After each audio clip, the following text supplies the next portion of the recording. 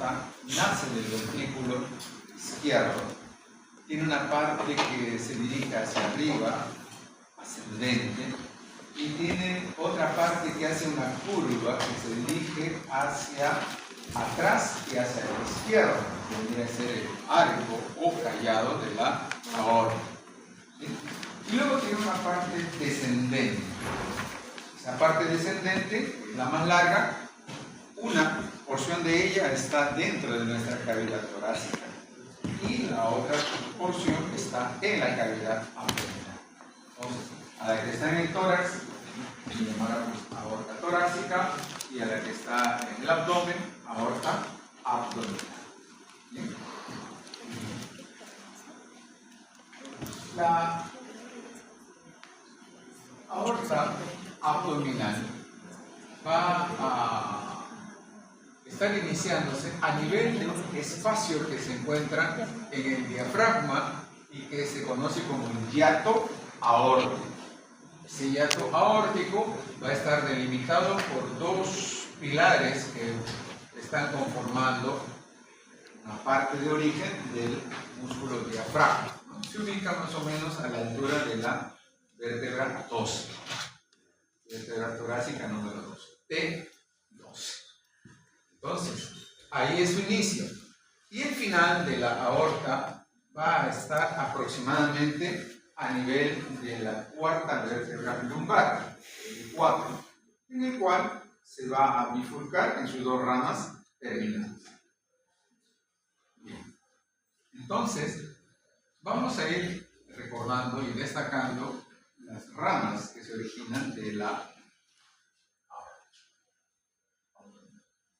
Entonces, en primer lugar, casi inmediatamente por debajo del hiato aórtico se va a originar una arteria que se denomina tronco. El tronco celíaco. ¿Por qué? Bueno, va a ser relativamente grueso, corto, y de ahí se van a originar otras ramas. A ver, ayúdenme a recordar, por favor. La rama del tronco celíaco que se va hacia el lado derecho, ¿cómo se llama? La arteria hepática común. Esa hepática común tendrá sus ramas también, que van a estar irrigando principalmente el hígado, el duodeno, la cabeza del páncreas, principalmente. Bueno, también un poco de... Bien. Sigamos a ver. ¿Cuál será la arteria que se va hacia la izquierda? La arteria esplénica, ¿correcto? Entonces, esa arteria se va ¿hacia dónde? ¿Hacia qué órgano? Hacia el vaso. Pero en su recorrido va dando una serie de ramas también que van a irrigar principalmente el estómago, también el páncreas, obviamente, y el vaso, ¿no? ¿Y cuál sería la otra rama de este tronco celíaco? La gástrica isquial. Esa se ha de dirigir hacia arriba y luego da una curva hacia el lado izquierdo a nivel de la curvatura menor del estómago. Va a irrigar esa parte. Entonces tendríamos a esa primera rama, digamos, de la aorta abdominal. Si descendemos un poco, vamos a tener a otra rama, que también ya les hemos ido mencionando, de otras partes del tubo. Entonces viene a ser la arteria mesentérica superior. La arteria mesentérica superior. Por ejemplo, destaquemos algunas ramas que va a tener esta arteria mesentérica superior. A ver, unas 15, 18 ramas que se originan de su lado izquierdo. ¿Cuáles serían? Las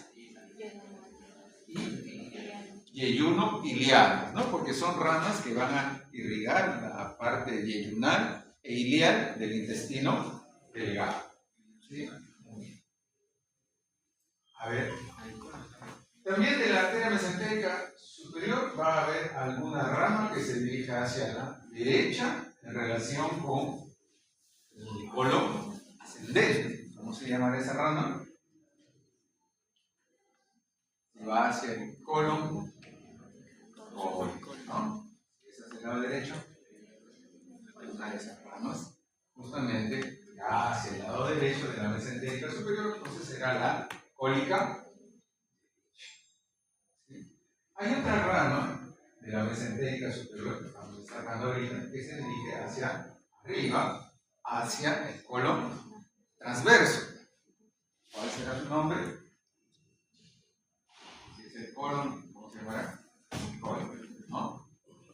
Pero, ¿qué nombre le pondríamos además? Cólica media, ¿no? La cólica media. Entonces, la cólica media se irriga a los 2 tercios proximales del colon transverso. Y pregunto, ¿y cómo se llamará la arteria terminal de la mesentérica superior? También lo hemos destacado. ¿Cómo? Muy bien. Sasha. Muy bien, Sasha. Entonces, la arteria iliocólica se considera que es la rama terminal de esta arteria mesentérica superior. Por ejemplo, ramas de esta iliocólica van a irrigar, por ejemplo, el ciego, el apéndice y la parte terminal del ilio. ¿Sí? Bueno, destacamos eso, por ejemplo, de esta arteria, que es una rama de la aorta abdominal. Y aquí tendríamos a esta otra rama. ¿Qué nombre tiene? La arteria mesentérica inferior. La arteria mesentérica inferior. Por ejemplo, esta va a tener una rama que va a irrigar el colon descendente y completar el colon transverso. ¿Cómo se llamará esa arteria, esa rama? Que va hacia el colon izquierdo. Del lado izquierdo. ¿No? Hay que deducir nada más, no hay que complicarse o memorizar sin entender. Entonces será la arteria cólica izquierda. Y luego habrán otras ramas que también se originan de esa arteria mesentérica inferior y que van a irrigar parte del colon sigmoide. Entonces serán las ramas sigmoides. Y la rama terminal de esta arteria mesentérica inferior será la arteria rectal superior. Entonces, fíjense, tenemos a estas 3 ramas que se han originado de la aorta abdominal. Pregunto, ¿estas arterias irrigan órganos o irrigan la pared del abdomen? Irrigan órganos. Entonces se les podría decir que son ramas viscerales. ¿Son pares o impares? Impares. Entonces, vamos viendo entonces que podrían agruparse como ramas viscerales impares. ¿No? Ramas viscerales impares. A ver, ¿son las únicas ramas de la aorta abdominal? ¿Por qué no? Por ejemplo, aquí vamos a tener una rama. Esta es una rama que se va hacia un lado y hacia el otro lado. Entonces, ¿qué arteria es esa? La arteria renal, ¿no? Puede ser del lado izquierdo o puede ser del lado derecho. Su lugar principal de irrigación va a ser el riñón, pero también tiene algunas ramas que van a irrigar, por ejemplo, a la glándula suprarrenal. Entonces, son esas las arterias suprarrenales.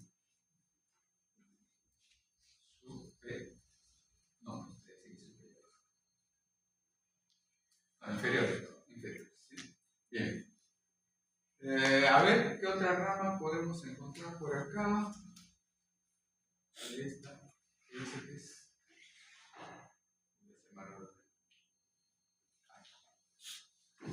¿Qué arteria es?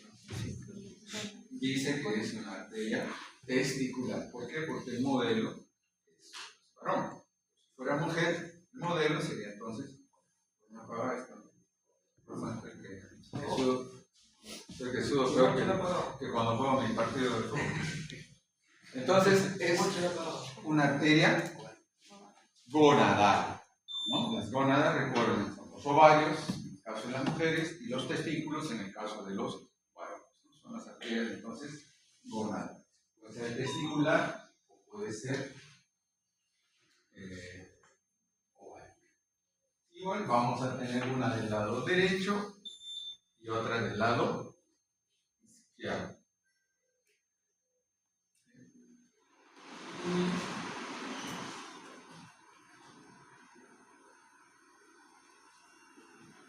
Vamos a ver.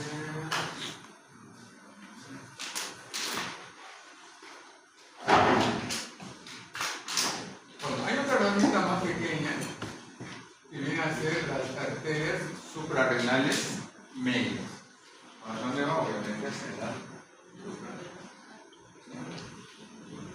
Entonces, estas arterias, por ejemplo, ¿cómo las podríamos clasificar? ¿Se dirigen a las vísceras? ¿A vísceras? A ver, la glándula suprarrenal, riñón, testículos, ovarios, son órganos, ¿no? Son vísceras. Entonces, serían también ramas viscerales. Ahora la pregunta, ¿son pares o impares? Pares. Entonces, ¿cómo las podríamos agrupar? Como ramas viscerales pares. Entonces ya habría un gran grupo de arterias colaterales de la aorta abdominal, ¿no? Sería el grupo grande de las arterias viscerales. Ya sabemos, habrán impares y habrán pares. Y hay otro grupo de arterias, ¿sí? Que van a irrigar lo que se denomina la pared posterior del abdomen. Y entonces se le va a conocer como ramas parietales. ¿Sí? Las ramas parietales. Por ejemplo, en la parte superior vamos a tener a esa arteria que se llama arteria frénica inferior.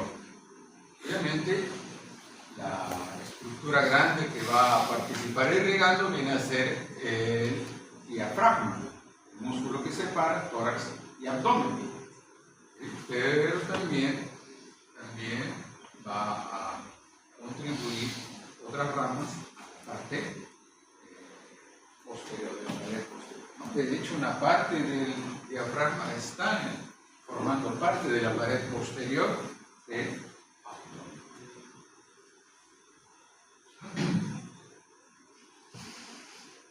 A ver qué tenemos por acá. Arterias lumbares. Estas arterias lumbares, ¿sí? Son 3 o 4 ramas que se van a originar también de la aorta abdominal y van a venir a irrigar la musculatura, las estructuras óseas también que están en la pared posterior del abdomen. Entonces ahí vamos a tener a esas arterias. Y hay otra rama, una rama chiquita, pequeñita, que sale de la parte posterior de la aorta y que luego se dirige hacia la cavidad pélvica relacionándose con el sacro. Por eso se le llama la arteria sacra media. Y la arteria sacra media. Entonces todas estas serían ramas parietales de la aorta abdominal. Y finalmente decíamos que a nivel de la cuarta vértebra lumbar, L4, la aorta abdominal se va a bifurcar en sus 2 ramas terminales. ¿Cuáles van a ser? Las arterias ilíacas. Las arterias ilíacas comunes. Estas arterias ilíacas comunes también van a luego a dividirse y formarán pues, la arteria ilíaca externa continúa su trayecto hacia el miembro inferior y la arteria ilíaca interna se introduce dentro de nuestra cavidad pélvica. Entonces, en el caso de la aorta abdominal, repito, llegamos hasta el punto en que se bifurcan sus dos ramas terminales a nivel de L. De esta manera, entonces, las distintas ramas de la aorta abdominal van a asegurar la irrigación, tanto de los órganos como de la pared posterior del. Y chiquito nomás, cortito, destacaremos algunos aspectos de la vena cava inferior. La vena cava inferior se va a formar cuando a nivel de la quinta vértebra lumbar, es decir, L5, la vena ilíaca común del lado derecho y la vena ilíaca común del lado izquierdo se unan, se fusionen y entonces constituyan a la vena cava inferior. La vena cava inferior discurre en forma paralela a la aorta, pero hacia el lado derecho, entonces será la vena que va a recoger todo el drenaje de la parte inferior del cuerpo, del miembro inferior, de la parte también inferior del tronco, etc. Y en relación a sus afluentes, ya no son ramas, las ramas son de las arterias, pueden ser colaterales o terminales, pero en el caso de las venas se dice que ahora son los afluentes, es decir, los que van a llegar a desembocar. Esos afluentes se corresponden de alguna manera con las mismas ramas colaterales que se han mencionado al describir las ramas de la aorta abdominal. Entonces, en líneas generales, eso es lo que va a ocurrir. Entonces, por ejemplo, si teníamos una arteria renal derecha, pues habrá una vena renal derecha. Igual en el caso de las ramas, por ejemplo, la vena de la arteria mesentérica superior, pues habrá una vena mesentérica superior, que obviamente va a desembocar a nivel de la aorta abdominal. Finalmente,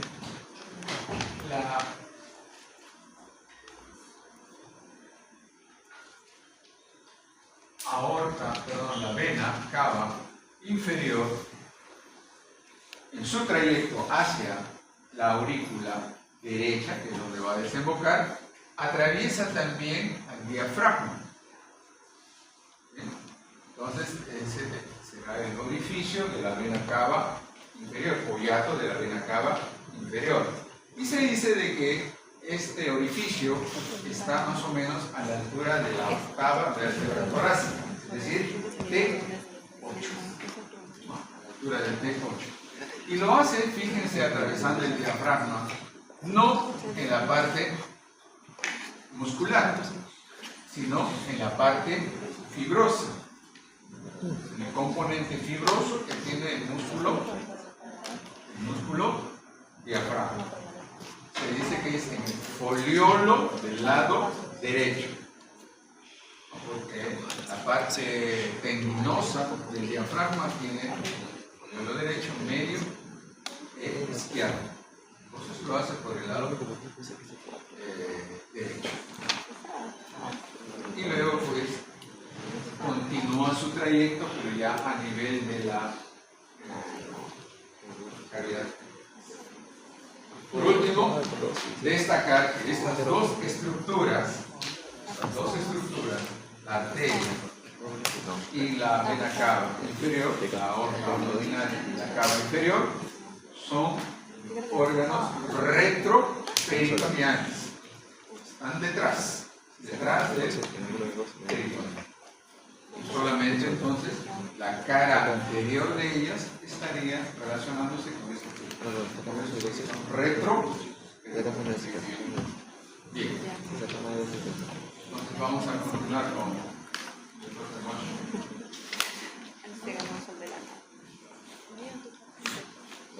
Sacas 12 o más. 12 o más.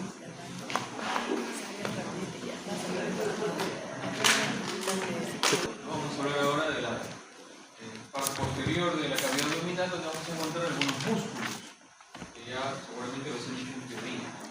Los músculos de la pared posterior. Por ejemplo, acá tenemos uno, vamos de adelante hacia atrás, este de acá, que es el psoas menor. Este músculo es un músculo inconstante, puede ser que no esté presente, o puede ser incluso que solamente esté en uno de los lados. Por eso le decía que es un músculo inconstante. Este músculo se está originando de los cuerpos vertebrales, la porción lateral de T12 y L1, para insertarse acá abajo en la línea P. Este músculo está inervado por el primer nervio lumbar, L1, y su función es una flexión del tronco. Como vuelvo a repetir, es un músculo inconstante. Para ir viendo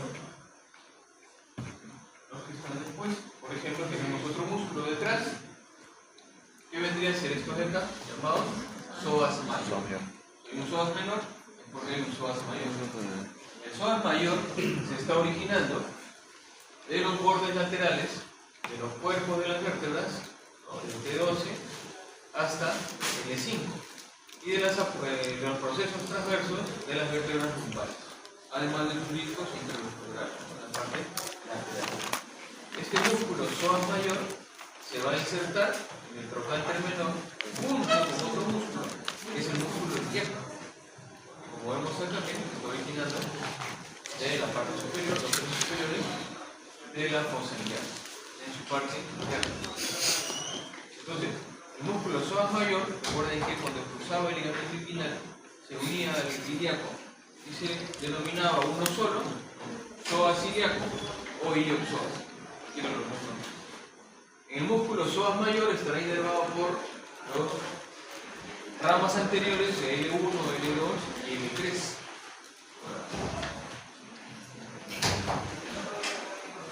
Mientras que el músculo ilíaco está inervado por el nervio femoral. Este músculo psoas mayor, junto con el músculo ilíaco que se inserta en el trocánter menor, van a permitir la flexión del músculo. La flexión del muslo a nivel de la cadera.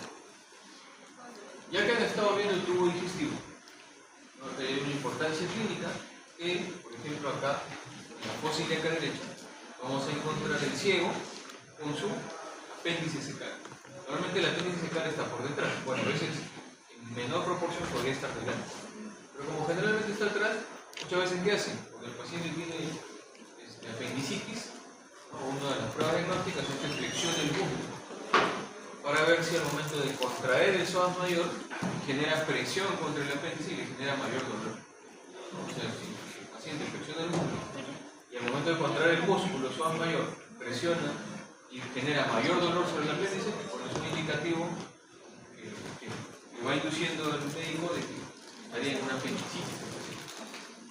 Entonces, la función entonces es flexión del músculo, ¿no? A nivel de la cadera. Tenemos psoas mayor y el músculo lumbar. Si vamos hacia la parte posterior, vamos a encontrar un músculo de acá.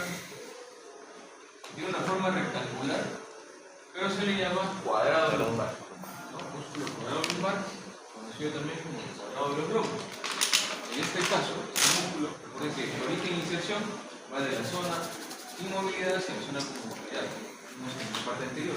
Entonces, en este caso, el origen de este músculo cuadrado lumbar se está dando en la mitad posterior de la cresta ilíaca y el proceso transverso de la quinta vértebra lumbar, insertándose hacia arriba en los procesos transversos de las 4 primeras vértebras lumbares y el borde inferior de la última costilla. ¿Okay?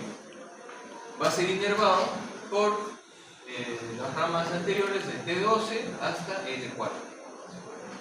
¿Su función cuál es? Flexión lateral del tronco. Desciende la costilla de ese lado y además flexiona lateralmente. Clínicamente también, con este músculo se puede contracturar, sobre todo cuando hacemos mayor peso de un lado.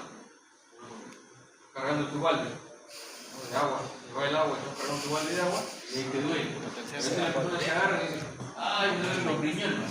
Tu bolsa Cuando es el músculo cuadrado lumbar, No, el de dolor lumbar, muscular, en zona posterior, ¿no? A este nivel normalmente el dolor es muscular. Y muchas personas creen que es renal. Incluso toman medicamentos para el riñón. Y ir al médico y dicen, ¿te los riñones? Y van y se compran medicamentos para los riñones. Cuando en realidad es una contractura muscular. Solamente que delante vamos a encontrar el riñón y a veces no. Normalmente el cólico renal produce dolor a nivel lateral y anterior. O sea, el paciente no va a andar así, va a andar así. No es renal. Cuando es en la parte más posterior, será el músculo cuadrado lumbar. Entonces, esos son los músculos de la pared posterior del abdomen. Y además, hay un músculo muy importante.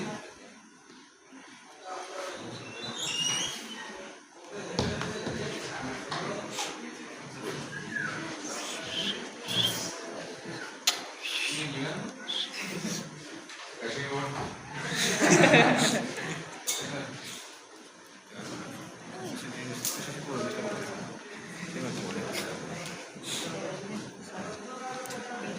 Vamos a ver este músculo, que es el músculo diafragma. ¿Ah?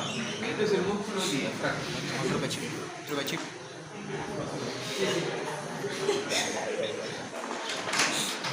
Este es un músculo que, miren, permite delimitar o separar lo que vendría a ser el tórax del abdomen. Ya que en realidad cuando uno divide el tórax del abdomen, a veces realizamos trazos planos. En realidad lo que está delimitando es el diafragma, la parte entre el tórax y el abdomen. Tiene una doble cúpula, dice que tiene una forma de paracaídas. Y como vemos, el músculo diafragma tiene un origen que es todo el perímetro. Es un músculo bastante particular, ¿no? Porque tiene un origen en toda la parte de su perímetro, desde la parte anterior, todo alrededor hasta la zona posterior. En la parte anterior, por ejemplo, se está originando por detrás de la pelvis cifoides. En la parte laterales se origina de lo que se conoce como el reborde costal, donde van a estar los cartílagos costales, el borde inferior de las últimas costillas, que vendrían a ser las 6 últimas. Las 6 últimas costillas.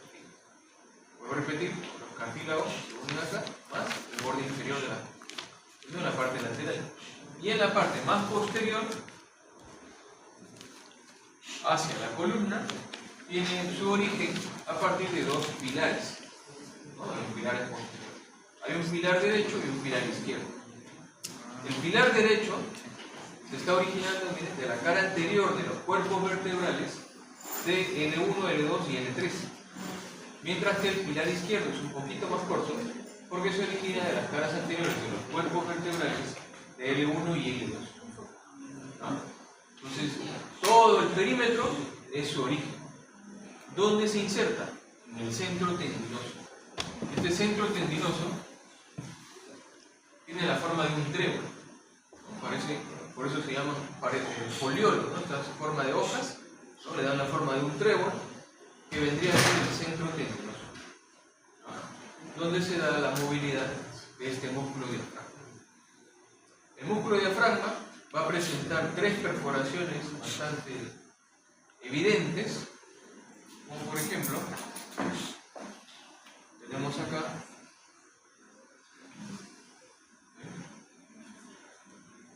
una de ellas, la que está más arriba, que ya lo mencionó el doctor Cárdenas, la perforación a nivel del centro tendinoso, donde está pasando la vena cava inferior. Justo una pregunta de pasito. Entonces la vena cava inferior atraviesa el centro tendinoso y esto ocurre justamente a nivel de la octava vértebra torácica, a nivel del T8, es el punto más alto. Y eso se llama el hiato de la vena cava inferior. Mi única buena. En la parte más posterior, entre los pilares, miren, entre los pilares, justamente se forma un ligamento, que es el ligamento arqueado medio, ¿no? Que se forma entre los pilares, y por detrás de ese ligamento arqueado medio pasa la arteria aorta, ¿no? La arteria aorta, en este caso la arteria aorta abdominal. Y entonces a eso le llama el hiato aórtico, que coincide con la 12ª vértebra torácica, ¿no? La T12. Y entre ellos va a pasar el esófago, dando una pequeña porción abdominal, para que luego continúe el estómago. Entonces, a nivel de T10 se forma otro hiato que se llama el hiato esofágico. Pues son tres hiatos: el hiato de la vena cava inferior a nivel de T8, el hiato esofágico a nivel de T10 y el hiato aórtico a nivel de T12. Este hiato esofágico, ya que estoy mencionando algunas importancias clínicas, en realidad no sostiene al esófago. Solamente el esófago o las estructuras cruzan por acá. Por eso acá hay un riesgo que las personas, por ejemplo, que están mucho tiempo postradas en cama y no les dan movilidad, el esófago y el estómago pueden pasar por arriba del diafragma. O sea, pueden irse metiendo por acá y subir. Entonces, ¿qué va a pasar? Se empieza a estrangular el estómago. La porción del estómago que sube se estrangula. Cuando la persona coma, va a regurgitar. Eso se le llama hernia hiatal. El hiato esofágico contrae, forma una especie de hernia con el estómago y no le permite que pase el alimento. Entonces, hay complicaciones también. Hay otras estructuras que también atraviesan, como por ejemplo los nervios esplácnicos, que van a atravesar a nivel de los pilares, en ambos lados. También por detrás del pilar izquierdo pasa la vena hemiácido. ¿Qué más decimos de este músculo? Bueno, les dije que tenía ligamentos, los ligamentos arqueados. Tenemos el ligamento arqueado medio que les he mencionado. Las aponeurosis del músculo psoas mayor van a formar el ligamento arqueado medial, que se va a dar justamente por encima del psoas mayor, y entre el cuadrado lumbar y el diafragma, la aponeurosis va a formar lo que se llama el ligamento arqueado lateral, o los ligamentos arqueados laterales. El músculo diafragma está irrigado por la arteria musculofrénica y la arteria pericardiofrénica, que viene de la arteria torácica interna. También está irrigado por arterias frénicas superiores, que son ramas de la aorta torácica, y las arterias frénicas inferiores, que son ramas de la aorta abdominal, y ya lo mencionó también en el programa. Además, por último, muy importante también mencionar que este músculo está inervado por el nervio frénico, que viene en este caso del plexo cervical. El nervio frénico está formado por las ramas de C3, C4 y C5, ¿no? Principalmente C4. Este nervio frénico le va a dar inervación motora y sensitiva al músculo diafragma, principalmente el motor, ya que este músculo es el principal músculo de la respiración. Permite los dos movimientos de inspiración y de expiración. Es el único que hace los dos movimientos. Por eso es el principal músculo de la respiración. Principalmente es inspirador, pero hace inspiración y expiración. Además, recordemos que los nervios pueden tener ciertas alteraciones. Por ejemplo, más adelante de los pares craneales van a haber alteraciones de los pares craneales. En este caso también puede haber alguna falla de algún nervio. Puede ser por un accidente, puede ser por consumo de medicamentos, ¿no? Puede ser por cambio brusco de temperatura, o puede ser viral también, ¿no? Así como el COVID a veces alteraba algunos pares craneales, acá también este nervio frénico se podría alterar. Obviamente, si es que hubiera un accidente y se daña a uno de los nervios, va a haber falta de movimiento de una parte del diafragma.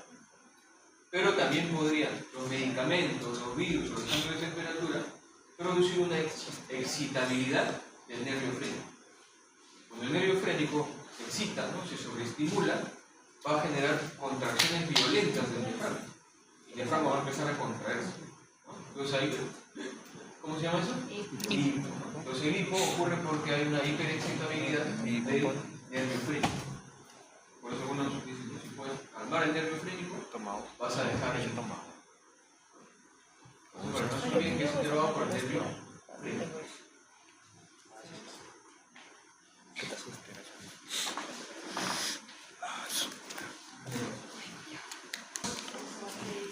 cuántos espláncnicos había? ¿Cómo se llama? Mayor, menor, inferior, Mayor. ¿Qué más? inferior, Menor y. inferior. A ver. ¿Este cómo se llama? Espláncnico mayor. ¿Este cómo se llama? Espláncnico menor. Dice acá, espláncnico inferior. Ah, INO. Voy a poner llamar inferior. Acá está, ¿no? Inferior. Consulta. ¿El espláncnico mayor dónde se origina? ¿Qué más? Claro. Ah, claro, ¿qué más? Por supuesto. ¿Dónde se origina el espláncnico mayor? ¿De qué ganglios? ¿también? Ah, ya, celíacos. Celíacos. Ah, ya. No. ¿Dónde se origina? De la T5 De 5 a T9. Ah, ya.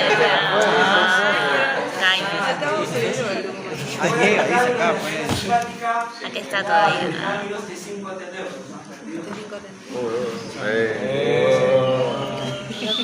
El espláncnico menor, ¿dónde se origina? T9 a T10. T9, T10. De 10. El espláncnico imo. T12. T12. Muy bien. ¿Qué le dije la vez pasada? Que los nervios estaban trayendo la primera neurona. Y en el sistema simpático y el parasimpático, ¿qué pasaba con las neuronas? Primera y segunda. ¿Dónde tiene sinapsis? En los ganglios. Entonces, si tenemos acá las arterias, la rama de la aorta, ¿qué arteria es esta de acá? Tronco ¿Esta celíaco. cuál es? ¿Estas qué arterias son? Renales. ¿Esta qué arteria es? La que está acá. Inferior. Entonces, ¿qué ganglios serán estos que están junto al tronco celíaco? Ganglios ciliares. ¿Qué ganglios serán los que estamos viendo cerca de la mesentérica superior? Ganglio mesentérico superior. Si esta es la arteria renal, este ganglio se llamará aórtico renal. Aórtico renal. ¿Y este ganglio de acá cómo se llamará? Mesentérico inferior. ¿Cómo funciona esto? Recuerda, la primera neurona viaja por los nervios espláncnicos. Voy a dibujar acá lo que sería la primera neurona que está viajando junto con el nervio espláncnico mayor. Llega la primera neurona y aquí hace sinapsis con la segunda neurona. ¿Qué hace la segunda neurona, chicos? ¿Recuerdan? Acá hace sinapsis en el ganglio. ¿Y luego qué hace la segunda neurona? ¿Con quién viaja? Con la arteria troncoceliaca. Y acá le voy a preguntar las ramas del troncoceliaco. ¿Qué rama me origina el troncoceliaco al lado derecho? Hepática común. ¿Qué rama iba hacia la curvatura menor del estómago? Gástrica izquierda. Muy bien. ¿Qué rama tortuosa iba hacia el vaso? Arteria es Entonces, la segunda neurona que está originándose acá, la segunda neurona lo que va a hacer es justamente viajar junto con las ramas que da el tronco ciliaco. Viaja con la gástrica izquierda, viaja con la esplénica, y de esta manera es que va a llegar a los órganos que están siempre ligados por esas arterias. ¿Qué órgano es la arteria hepática común?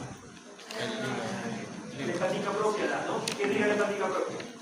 Y la gastroduodenal que arrasaba. El páncreas, ¿no? Pancreas duodenales superiores que llegaban duodeno, páncreas. Sí. Luego tenía la supraduodenal que llevaba el duodeno. ¿Sí? Ya está.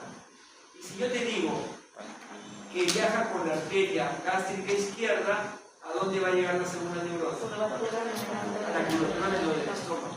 Pero además yo me acuerdo que de la hepática propia salía la gástrica derecha. No.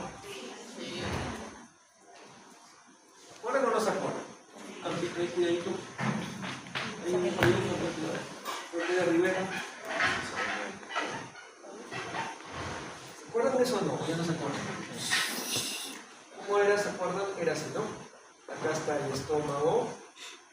Acá está el vaso. Acá está el hígado. Abre la puerta, por favor, Gisela. La arteria, aorta, Y acá está el tronco celíaco. ¿No es cierto, no?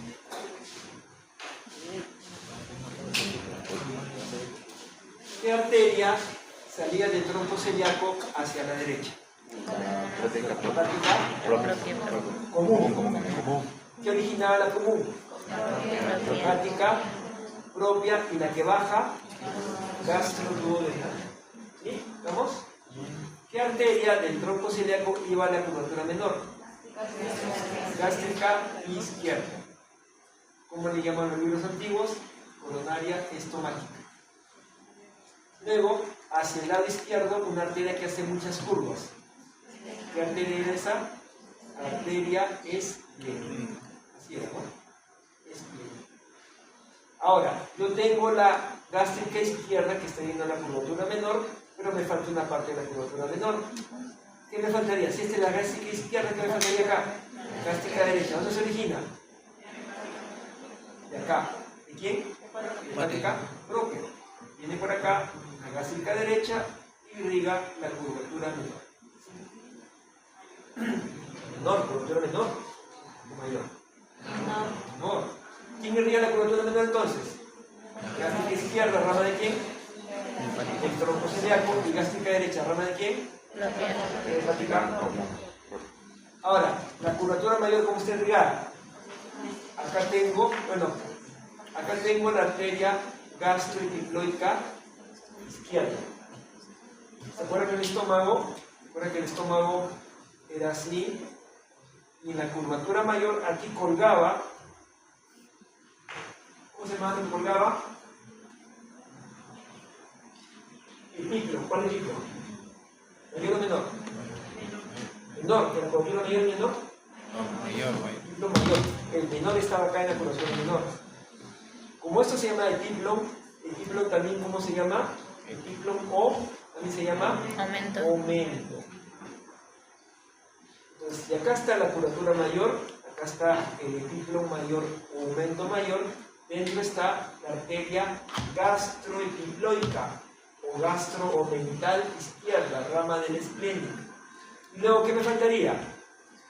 Si esta es la izquierda, faltaría la derecha. ¿Dónde se origina la derecha? Ahí está. Es la gastroduodenal. Ahí está. Irrigación de la curvatura mayor entonces. Gastroepiploica derecha, gastroepiploica izquierda. ¿La derecha rama de quién? ¿Y la izquierda rama de quién? De la esplénica. ¿Qué le falta ahora hablar? De irrigación del fondo. Ahora en el estómago, esta parte, ¿cómo se llamaba acá? Esta parte, fondo, esta parte de acá, cuerpo. ¿Y acá qué teníamos? ¿Ah? ¿Cómo? No se acuerdan, ¿no? ¿Y qué andan, no? No estudian nada. Tecnología. ¿Ya probaron el curso ya? Pero estamos peores en otro lado, digo. ¿Probaron el curso ya? Pero acá no. ¿Cómo digo que estamos peores en otro? Ah, para ver. Ya, vamos a comer. ¿Qué vas a comer para porque andas solo? Ah, Temoche quiere gente para verano. ¿Esto cómo se llamaba? Ángulo de Higgs, nombre clásico. ¿Pero cómo se llama actualmente? Escotola del Cardias. Pasa una línea imaginaria. ¿Qué es lo que está acá? Fondo. ¿Está acá? Cuerpo. ¿Cómo se llama ese surco? Fisura. Este es el surco pilórico. ¿Y acá? Fisura angular. Pasa una línea vertical y una línea oblicuo. ¿Cómo se llamaba lo que estaba acá? ¿Dónde para yendo los fines de semana? Gantro. Hay chambeo. Mi chamba. Antro pilórico. Me voy a la iglesia, profe. Este se llama el bar, ¿no? La iglesia. Mi esposa dice que cuando ella trabajaba, ella era la policía, un tiempo estuvo similar. Dice que cuando ella estaba trabajando, escuchaba que siempre decían, vámonos, decían a la capilla, decían. Ella siempre escuchaba la capilla. Sí, sí, no. Y inocente pensaba que la capilla era un lugar, una capilla, ¿no? Y dice, caramba, esa gente que religiosa. Así tenía ese creo que era un bar, se llamaba la capilla, y todos entran a hora de trabajo. Así como el de la catedral. La catedral era un bar. Esa que era una Estamos repasando curvatura menor, curvatura mayor. Entonces, la curvatura mayor, ¿cómo está irrigada? Gastro, histórica derecha, ¿rama de quién? Izquierda, ¿rama de quién?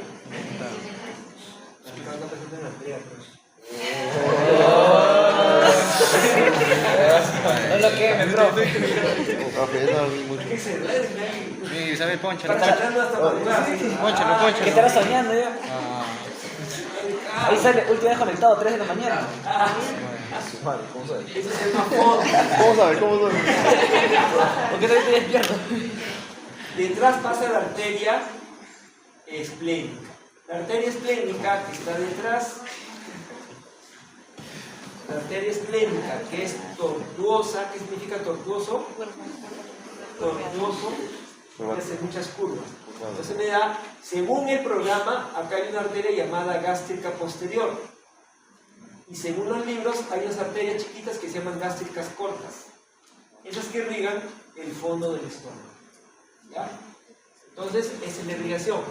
Si te acuerdas de eso, bueno, esta arteria que se llama gastroduodenal, elegí unas arterias que se llaman pancreatoduodenales superiores. ¿Se acuerdan de eso? Sí. Anterior y posterior. Y la mesentérica inferior eran las pancreatoduodenales inferiores, anterior y posterior, que se nos usaba. Entonces, todo esto te he explicado, ¿por qué? Porque quiero que sepas que la segunda neurona que hace sinapsis con la primera en el ganglio va a viajar y se va a dirigir por las ramas del tronco celíaco, en este caso, por ejemplo.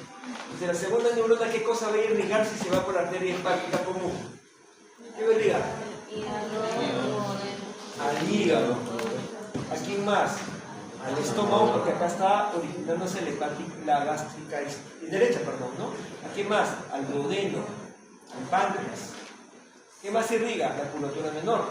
Entonces la segunda neurona va por la curvatura menor. ¿A dónde más llega? Al vaso. ¿Sí? Y si te digo que que la primera neurona también hace sinapsis con el ganglio mesentérico superior, acá está la primera neurona, llega al ganglio celíaco, pero la primera neurona que pasa por la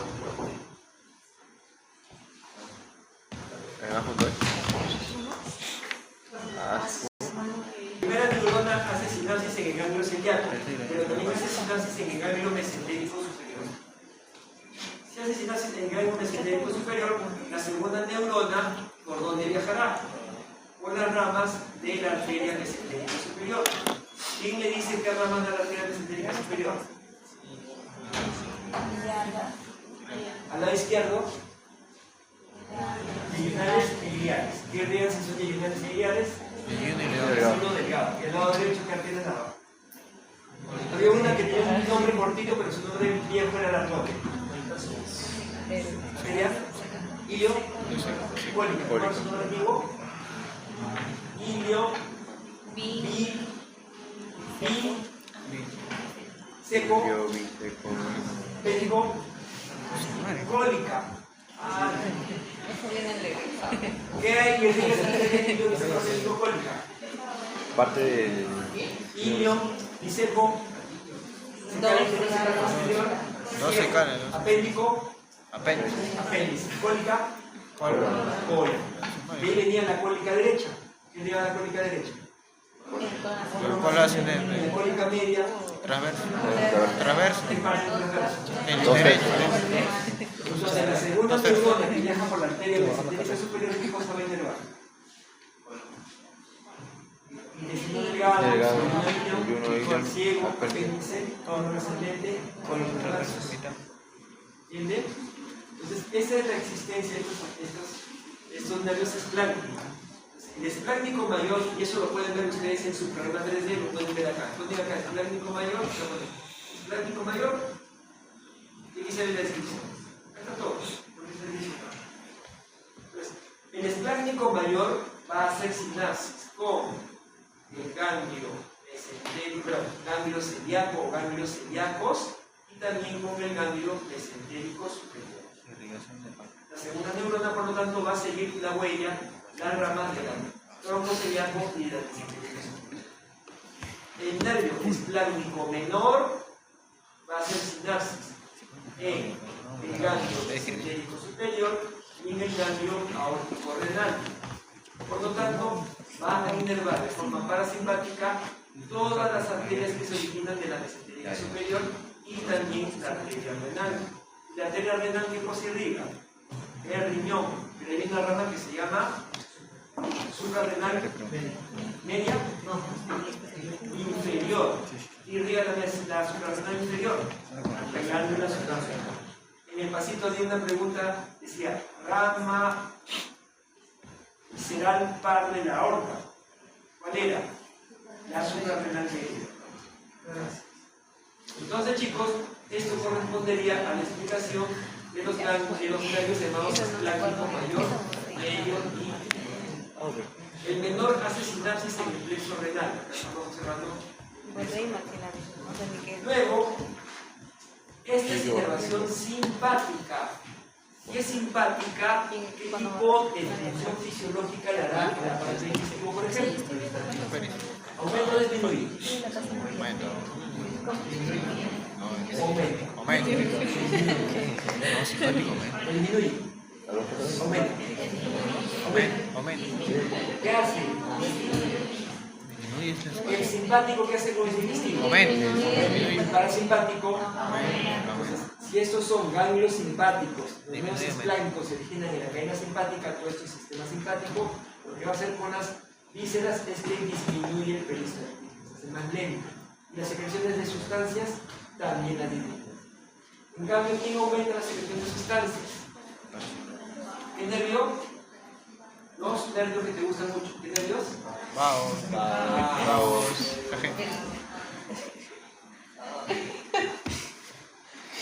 Está viendo, bueno, no soy muy fan de Mascali, pero a veces sapeando ahí, cosa pone, ¿no? Lo pongo a ver, una chica bien bonita, con un tipo que le ha pegado y le ha sacado el ancho, y la chica ha sido mismo hace cuánto, y luego es un cantante de salsa que le ha sacado el alma, Sí, del Pedro LOL. ¿qué hace? Papi, ¿tú qué es Magali? Pone todo, pues igual, chicos. Hay que especificar más, pues. Tampoco hace todo. Billetera mata galán, pero. ¿Y ya no van a ganar? Mira, Del aparato digestivo de las vísceras abdominales. ¿Quién? Dime. Ayúdame. por eso. Los nervios Vago. los vagos. Toca vagos.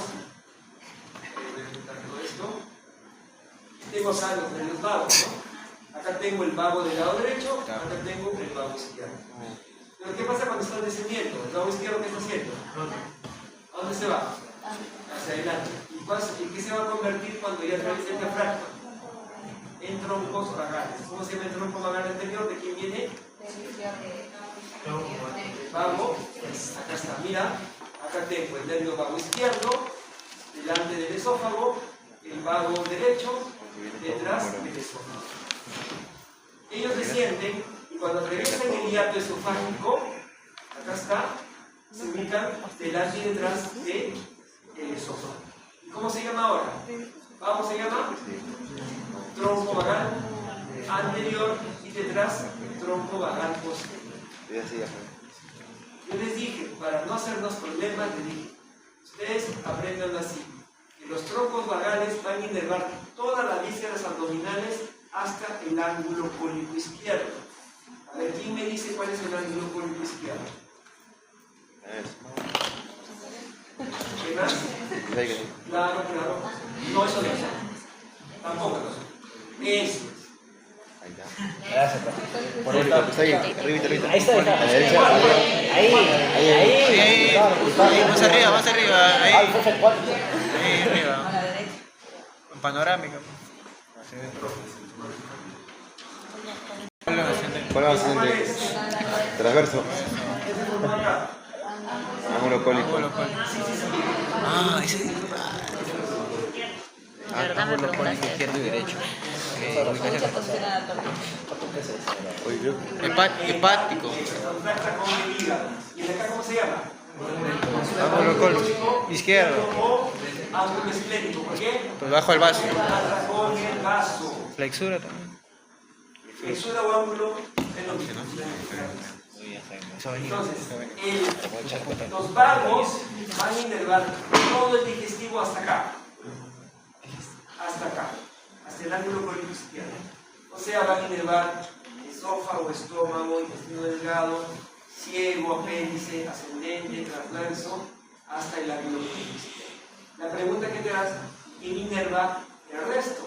O sea, el descendente, el sigmoides, el recto y el alto. ¿Quién era los que inervaban esa parte?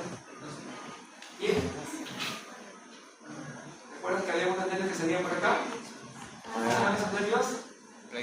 ¿Nervios? Es Pleno. prácticos ¿qué? Ah, es. Prácticos pélvicos. Nervios plácnico-pélvico que eran de S2, S3, mayores. S4. ¿Hijo?